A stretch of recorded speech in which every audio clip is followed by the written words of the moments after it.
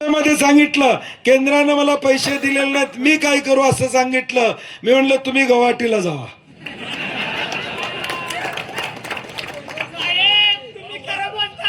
म्हणजे अवस्था अशी आहे की मंत्र्यांना सुद्धा माहित नाही की नेमके पैसे आम्हाला कधी मिळणार आहेत. ही अवस्था या राज्याची आहे. मग डबल इंजिन तुमचं काय कामाचं? आज ही सगळी मंडळी सांगतात की डबल इंजिन आमचं आहे, जिल्हा परिषदची सत्ता आम्हाला द्या, ग्रामपंचायतची सत्ता आम्हाला द्या, उद्या म्हणतील सोसायटी आमच्याकडे द्या, उद्या म्हणतील डेअरी आमच्याकडे द्या, उद्या म्हणतील तुमच्या रानाचा सातबारा आमच्या नावानं करा. डबल इंजिन आहे, आम्हीच करतो सगळं. म्हणजे सगळे सत्तेचा हव्यास हा भाजपला एवढा झालाय की आता प्रत्येक गोष्टीत त्यांना सत्ता हवी आहे.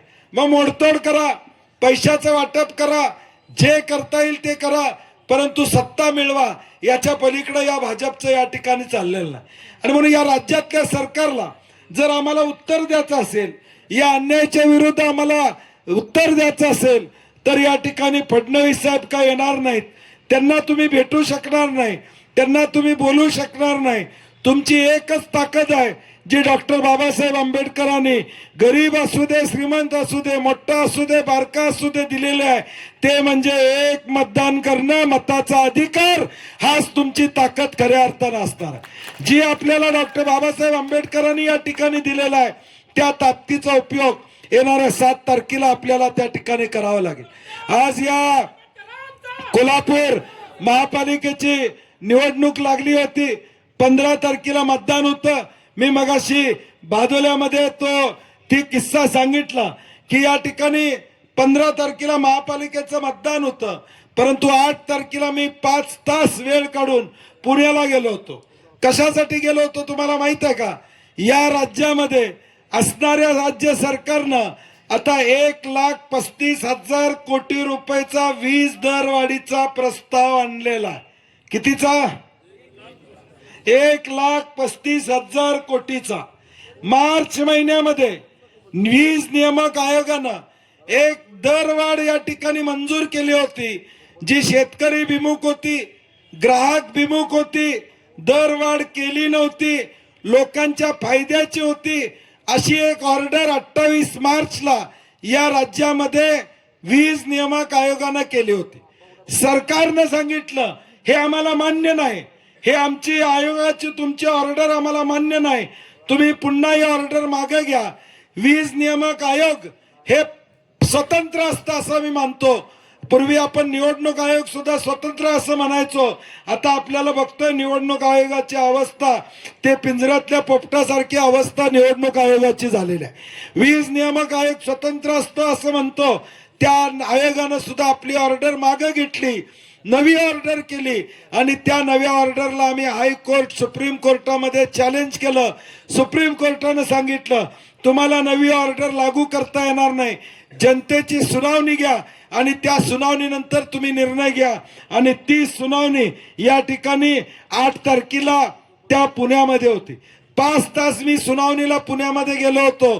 त्यावेळी आम्ही प्रखर विरोध केला, कारण की या राज्यातल्या शेतकऱ्यांच्या बोकांडीवरही वीज दर वाढवणार आहे.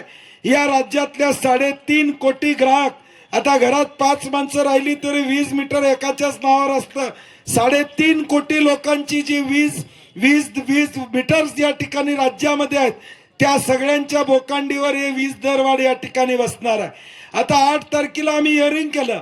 आम्हाला वाटलं आता वीज नियामक आयोगाचे अध्यक्ष आता आमच्या बाजूने निर्णय देतील, ही दरवाढ जी काही केलेली आहे ती मागे घेतील असं आम्हाला वाटलं होतं. परंतु वाईट एवढं आहे की या सत्तेतल्या लोकांनी या वीज दरवाढीचा निर्णय घेण्याआधी त्या आयोगाचे जे अध्यक्ष आहेत त्या अध्यक्षांनीच राजीनामा दिला. मी म्हणलं 15 दिवस मी वाट बघत होतो की ते निर्णय देतील, कारण की मागचा निर्णय त्यांनी दिला होता चांगला निर्णय. त्यामुळे आम्हाला आशा होती महाराष्ट्रातल्या लोकांना, जे आम्ही आंदोलन करतोय, इरिगेशन फेडरेशन असेल, ग्राहक संघटना असतील, या सगळ्या मिळून आम्ही सगळ्या हिअरिंगला मी स्वतः जात असतो, तर आम्हाला वाटलं होतं की आमच्या बाजूने निर्णय होईल. परंतु आयोगाच्या अध्यक्षांनीच त्या ठिकाणी राजीनामा दिला. आणि आता 5 दिवसापूर्वी जाहिरात आली पेपरला की पुन्हा एकदा सुनावणी होणार आहे.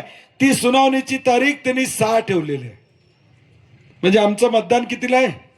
7ला. त्यांनी 6 तारीख ठेवलेली आहे. आम्ही त्यांना विनंती केली की तुम्ही मतदान आहे 6 तारखेला ठेवू नका, परंतु ती विनंती ऐकली नाही. आता 6 तारखेला पुन्हा सुनावणी या ठिकाणी लागलेली आहे. मी हे तुम्हाला का सांगतोय, ही जर ऑर्डर मान्य झाली, ह्या ऑर्डरला मी विरोध करणारच आहे. मी पाटील आहे, मी काय गप बसणार नाही, या ऑर्डरला विरोध करणारच आहे.